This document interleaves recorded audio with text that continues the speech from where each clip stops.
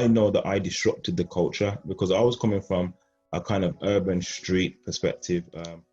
Changing cultures can sometimes mean changing the traditions and the way we've always done things.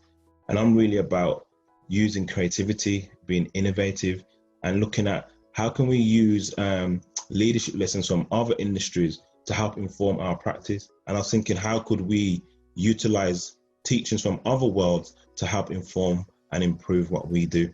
So I'm really passionate about changing cultures and not just doing things because it's how we've always done things. Paramount when you're leading in an organisation. I often talk about how culture is set by the leadership. About 80% of culture comes from the leaders, the setting of that, the DNA that they bring. And when a culture has a faulty characteristic in it or is toxic in some way, it needs to be exposed and it needs to be eradicated. And it's not something that happens easily or quickly, but culture has been so important to me in terms of the legacy of leadership. Culture is what comes from somebody's leadership. That is the work of leadership, to work on that culture through your own behaviours and what you allow. I think for me, culture is what you enable and allow. If you enable people to behave in a way that you don't think is appropriate, then that's the culture you're going to have. And if you create a culture that says, actually, these things aren't okay around here, that's not what we do around here, you enable a culture that reflects the kind of leadership that you want and you represent. I was brought in to turn around a consulting team in a large global consulting practice. And part of that was changing the culture. So I did that by putting a lot of emphasis on leadership, developing the senior people as leaders, developing the teams.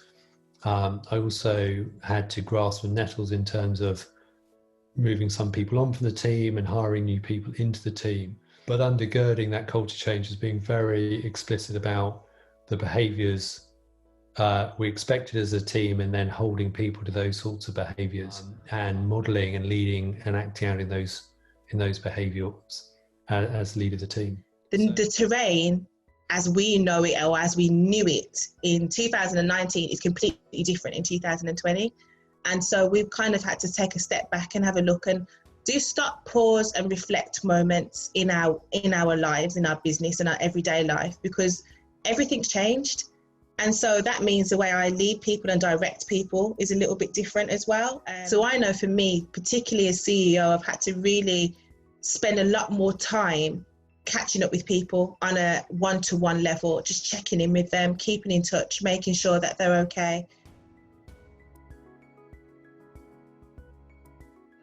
For me, that's what it is. You lead through the people that you're leading.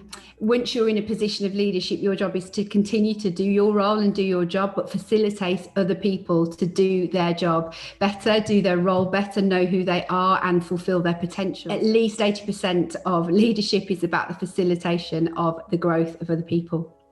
Yes, there's a component about leading yourself, leading myself, but actually the vast majority of my practice leadership in business has been about leading others and leading teams.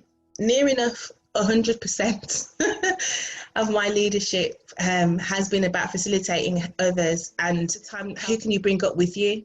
Who can you lead now? Who else can you facilitate a change in their life? You know, because sometimes we get caught up in success and we get caught up in all the things that we're doing in our worlds. But who are we helping as a result of that? And who are we bringing up with us as we climb, as God blesses and God enables us? Who are we enabling to progress as well? I mean, our work in our charities all around young people and their families for youth violence, mental health and resilience, and connecting them to their purpose. So for us, it is enabling, it is facilitating change in the lives of whoever we come across. Yeah, I found that when you create spaces for other people to flourish, you get better results. Historically, we've taught that, or we see leadership as the triangle. So you have the leader at the top of the triangle and the people at the bottom looking up to the leader. I actually believe that we should turn the triangle upside down and that we should be at the bottom, and we're called to serve and we're called to push people into their purpose and into their God-given passions or giftings.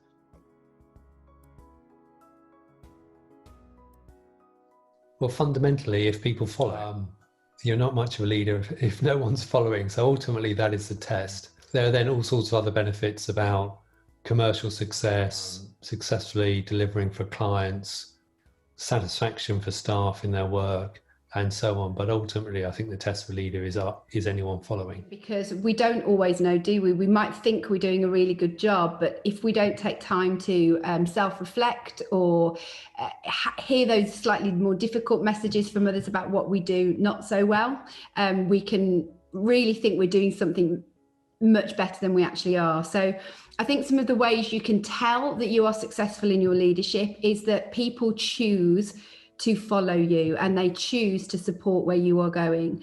I think there's different kinds of leaders. There's leaders who are leaders because they have a position, and there are leaders who have cultivated a culture and a group of people who have chosen to follow them. And I think that's when you know that your leadership is successful, and they choose to do something for you because they want to serve you back. That's another sign of successful leadership. So we do a lot of surveys. We use Survey Monkeys. We use platforms to actually get feedback. We believe that feedback is the breakfast of champions. And one of our most youngest or our most original members started off her life as a volunteer. It's just phenomenal to know that we now pay her a full-time salary and she has a young child. For me, that's success. That's like, wow, really? I've been able to be a part of that, to facilitate her to be able to make a living, look after her child, and progress in her future. It's when like you're seeing your life influencing and impacting others beyond yourself.